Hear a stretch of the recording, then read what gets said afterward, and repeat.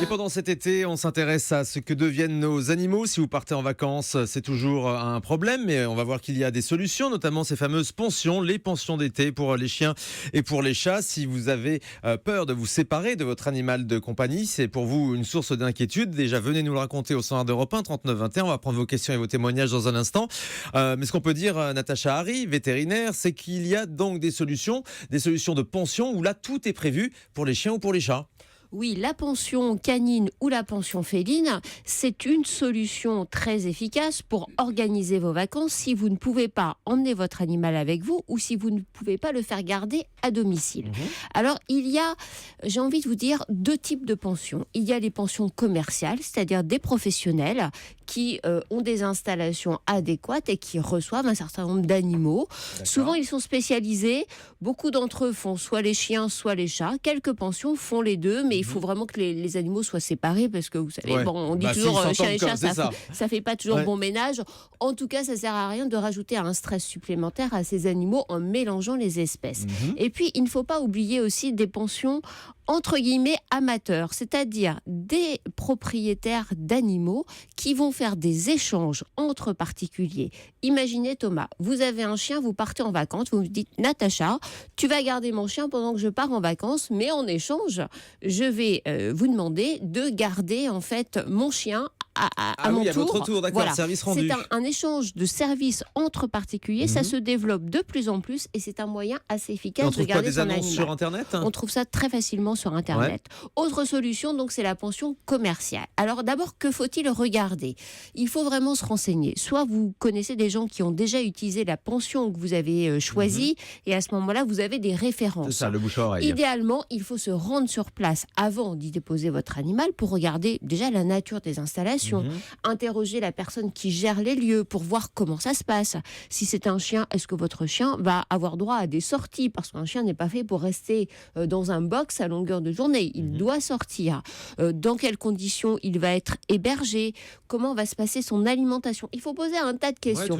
Et puis surtout, j'ai envie de vous dire, l'intérêt que va montrer la personne qui accueille votre animal est crucial. Si il a des exigences fortes en disant, ben voilà, chez nous, les animaux doivent arriver avec un carnet de santé parfaitement à jour, ce qui doit normalement être le cas partout. Ça prouve quand même un certain niveau de professionnalisme. Si on vous donne aucune recommandation en la matière, alertez-vous, dites-vous, oh là, c'est peut-être pas très sérieux. Regardez également comment ça se passe, parce que quand vous allez aller visiter, il y aura déjà des animaux en pension, donc vous allez voir comment on s'occupe de ces animaux. Regardez le nombre de personnes présentes.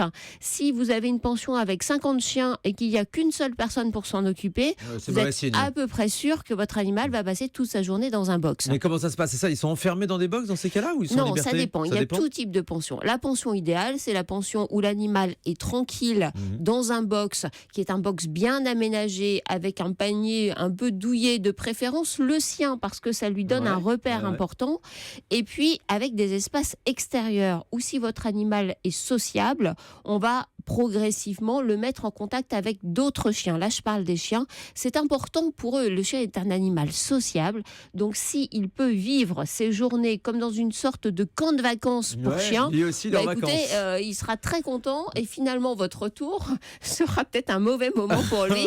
Il se dira, mince, les vacances ne durent pas assez longtemps. Il voudra prendre les numéros des autres chiens pour continuer de se voir après la colonie. Il se fera des copains, ils se donneront rendez-vous aux prochaines vacances. Pour les chats, il y a aussi, bien sûr, des solutions de pension.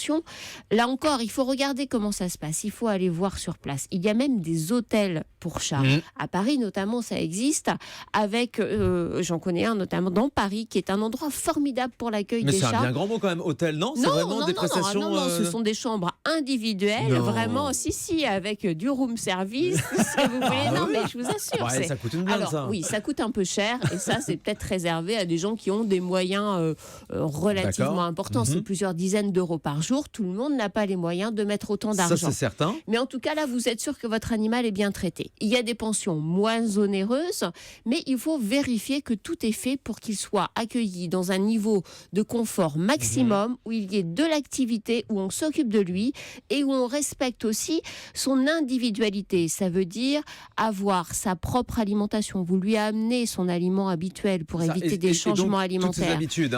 Ses médicaments, s'il a des médicaments, etc. Oui, Oui, bien sûr, ces petits jouets, même un vêtement qui porte votre odeur, parce que c'est rassurant.